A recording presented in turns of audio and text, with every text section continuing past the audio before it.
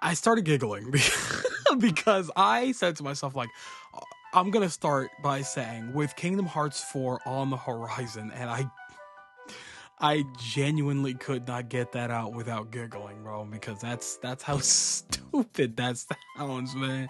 Because there ain't no horizon, brother. That cliff is dark as my ass cheeks. All right, black guy, by the way, so even darker than you might have imagined. So, with Kingdom Hearts being as weird and funky and as mysterious as it is when it comes to its story, there's a lot of things that, you know, we obviously want to see more of. There's a lot of things that we want to see develop even more thoroughly, and things that we really did wish we could have seen develop a little more thoroughly, specifically in Kingdom Hearts 3, because again, like I explained in one of my videos, one of the biggest things with Kingdom Hearts 3 wasn't the fact that the story in of itself was necessarily bad, but it didn't touch up on all the bases that it needed to cover, basically because of the long wait people had to endure. Right? There were so many things that it felt were missing from Kingdom Hearts 3 with a lot of different aspects, and people just felt a little more on the unsatisfied side because they were waiting like half their lives, you know, up to that point. You know what I'm saying? Like that's a really good wait, bro. 2013, I mean, technically even longer, because we figured Kingdom Hearts 3 would be the next major thing after Dream Drop. You know what I'm saying? So, you know, that initial wait from the first reveal in 2013 to its final release in 2019, you know, people's expectations were through the roof by that point. You know what I'm saying? And there's a lot of story elements that people really wanted to see get bigger, get better, get explored. Maybe even some new elements that we hadn't seen before. You know what I'm saying? And I love Kingdom Hearts 3 for what it is, but I can't sit here and say that it is perfect in every aspect. Okay, it's not flawless by any means, and it definitely has a weird. My primary issue is the pacing. Like, you know what I'm saying? Like, the pacing issue is extremely weird, and I do enjoy the Disney worlds for the most part, except for Frozen. Oh my god, Arendelle. Not a big fan of that world at all. That like I physically remember my first playthrough. Just sinking back into my chair, mad as hell, right? But we're getting off topic here. There's things, story elements specifically, that this next game needs to delve more into. I'm just gonna get right into it, starting with the Destiny Trio relationship development. Right, because here's my thing. Oh, it's funny. Originally, I had put the Sea Salt Trio development, right? But the thing is, we have seen their relationship, their friendship develop for so long now that it feels like, you know, their arc is essentially complete. You know what I'm saying? Same with the Wayfinder Trio in the Birth by Sleep characters, right?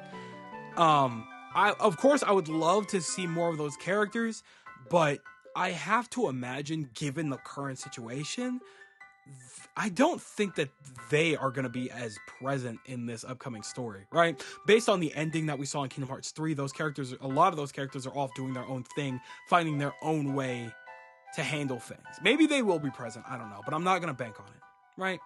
But when it comes to the primary trio, we know for a fact that all three of them in some way, shape, or form have to be some kind of present, right? At the very least, Sora and Riku, okay?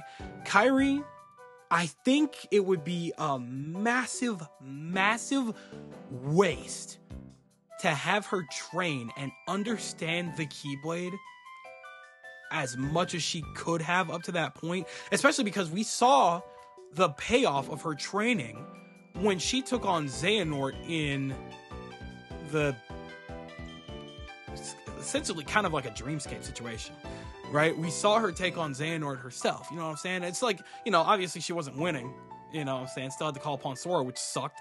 But for the most part, you know, she was putting in some work. And now that she's, you know, fighting capable, I think I would love to see how their dynamic shifts now that she's capable of really, truly protecting herself a little bit better. And even, like, assisting. You know what I'm saying? Because we haven't seen that much of her being able to do that. We got glimpses of it in 2. We got a massive glimpse of it in 3. We saw that potential there.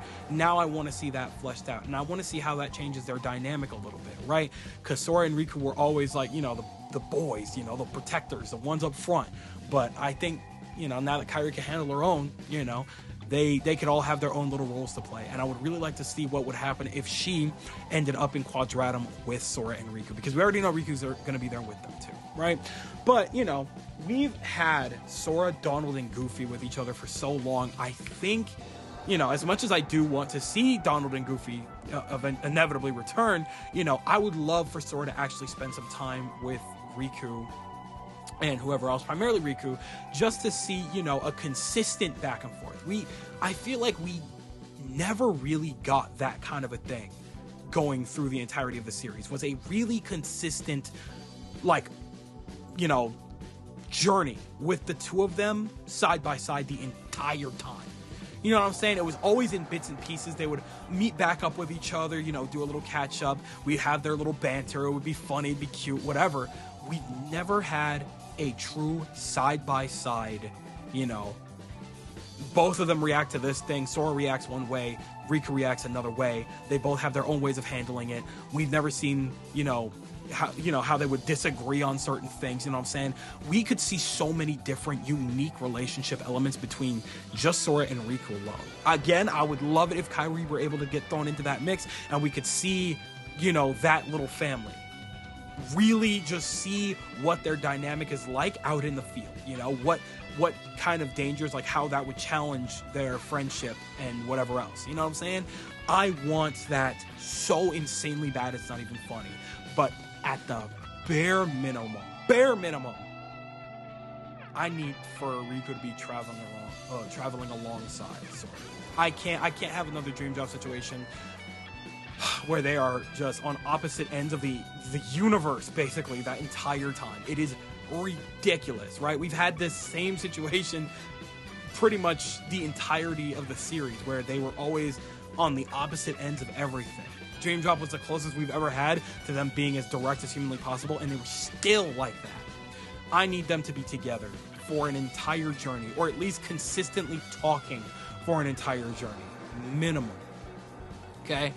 And I'm not, you know what? No, I'm not even just talking those stupid ass phone calls. I want real dialogue. I want real development. I want real friendship challenging stuff. I want to see what their dynamics are like in a dire situation like Quadratum. And I think that's fair to ask, right?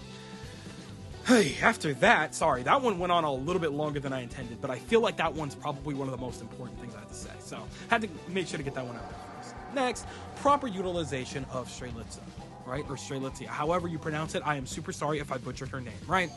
I've done my due diligence and I had to reread back up on her lore, as she is probably one of the most tragic characters in Kingdom Hearts without even really realizing that, right?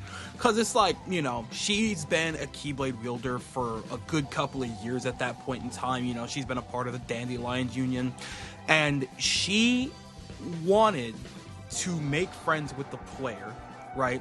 Who she was super shy about and cautious about, because after all that time she'd seen so many friends come and go. She was very shy and a little awkward and just kind of hesitant to make friends with the player and actively actually talking to them, but she still considered that person to be somebody that she cared about, right? And so when offered the position of Dandelion leader, or foreteller essentially, after the Keyblade War, somebody to take on the reins after Ava, she was just like, okay, well, hold on. The person I've been trying to talk to for some time now ain't a part of all that, so they're gonna go out there and just die? I'm not cool with that. So she went on a hunt for player, only to get struck down in the midst of that hunt by completely, how do I put it, out of control Ventus, essentially. A Ventus that was not in control of himself at all, right? And to be struck down like that with no explanation as to why, no knowledge on what happened, and never getting to actively, engage with the player like they've been wanting to for so long, only to find out that their journey was kind of fruitless in that endeavor, because, we find out in, was it Missing Link, that the player was actually fine. But for the most part, it's really sad. And for her to show back up in Quadratum, anybody that's like familiar with, you know, her story instantly saw her and was just like, no way. Okay, great. Like, we might be able to save her. If we're playing a Sora in Quadratum, that means we have the opportunity to save her. Like, there's no way we don't get out of here with her in tow, right? Because she deserves so much better than to have been cut down before she got to say goodbye to her brother, to the player, or to even meet the player and to understand what happened with Ventus and why she was even cut down in the first place. It was way too tragic, and she deserves so much. You know what I'm saying? And I really do hope that Strelitza is a constant throughout Kingdom Hearts 4. I really hope that she is a general presence, either fighting alongside you, because she is very skilled. You know, she's a skilled Keyblade user. There's no reason for her to be sitting on the sidelines just waiting for Sora to get back in the apartment, unless for whatever reason, like being in Quadratum for as long as she probably was, likely weakened her and stuff like that, made it so that it would be pretty hard for her to utilize her powers proactively, as to where Sora is, you know, he's fresh. You know what I'm saying? He's fresh out of the, you know, primary battle. You know what I'm saying? So, I don't know. There could be explanations as to why she doesn't fight alongside you, but I have to imagine she will. Like, I feel like that would be such a waste for her to not, you know, fight alongside you. And I have to imagine Sora would do everything in his power to inspire her. Maybe he'll even recognize her. Who knows? It's really hard to say. But regardless, I really do want true, genuine justice for Strelitzia. And I want her to have a consistent presence throughout the game, whether it is in the form of a real companion, where she might battle alongside you and Riku and Yuzora. I don't know. I don't know if they're gonna do some crazy crossover parallel situation there. I can't even imagine how they would manage that comfortably, but we'll see what happens. But regardless, I need more Strelitzia, and I want her to have the best she can, because she's earned it at this point, right? Next thing on my list here is Lee and Kyrie's training paying off, right? Because we barely got to see that payoff, especially for Lee, right? Especially for Axel, because that fight, that fight with Xemnas and Sayax, they were getting dog walked until Roxas showed up. Until Sora and Roxas showed up. Let's be so for real. They were both getting dog walked, and it's like essentially night and day. You know, like we see the two that have been, you know, utilizing the Keyblade for a much longer period of time, as opposed to those two who are fresh out of training, and they're fighting two people that Sora was almost final boss status for Sora at some point. You know what I'm saying? I think we've earned the right to see a little more of that payoff. You know what I'm saying? Granted, again, Remind, we got a much bigger payoff when it comes to, especially with Kyrie, right? Because we saw her actively get down and dirty alongside Sora when fighting Xehanort, right? And that is awesome. That is great, because we actually got to see a little bit of her real power in action, and that's awesome. But I just can't imagine a situation in which she just stays on the sideline and just waits for Riku to get back with Sora or whatever. There's just simply no way that happens, especially after all of the setup and stuff that they did in Melody and Memory with her story, right? There's no way, okay? And in a similar vein, you know, because of the connection that she now shares with Lee, because they were training together, you know, they're bonded in a way, you know, they're good friends now, which is why they were, you know, the ones fighting together in the Keyblade Graveyard against Xemnas, Xion, and Sayax. You know what I'm saying? So I think we need to see both of their training like actively pay off a little bit more and be utilized in Quadratum, because I think based on what we did see, they're strong enough to handle themselves a little bit better, and I think that they can probably help Riku take on Quadratum at this point. You know, if there's anybody that should be jumping in there, it's for sure them, or at least Kyrie. Lee, debatable, but I'd be okay with that. You know what I'm saying? So I don't know, I need to see their training pay off way more. Okay. Another element, Yuzora. Here's my thing. I'll be honest, I like the concepts surrounding Yuzora and his story, but I feel like there's a little too much going on there. Like, it's an entirely new random aspect that they just included for whatever reason. I know it's supposed to pay homage to Final Fantasy 13 Versus, but like, there's already so much going on with Quadratum, so it's just like, you know, they really have to be careful about how they utilize Yozora, his story, and how it's going to be carefully integrated and weaved into Kingdom Hearts. It's going to be such an odd situation. But now that they've introduced it, they can't just ignore it, right? Yozora has to have a consistent presence. There's no way we're going to go this long and learn almost nothing about Yozora throughout this entire game. We need to know as much as humanly possible about his character, you know, why he felt the need to save Sora from something, you know, like who told him about that and stuff like that. There's just so much we need to know. And this is just such an important element now, because it's like, it's at the point where I think it's gonna have to be one of the primary driving forces to like lead, like, you know, this next charge. You know, like, what is Yozora and his world's connection to Quadratum and the Master of Masters and stuff like that, and how did it get integrated into Sora's realm, essentially? Or like, yeah, I think realm, for lack of a better way to put it, because, you know, he's a freaking video game character in Sora's realm. Why did that happen? You know what I'm saying? It's just like, there's so many new elements that they need to really take care of going into Kingdom Hearts 4 with Yozora's story.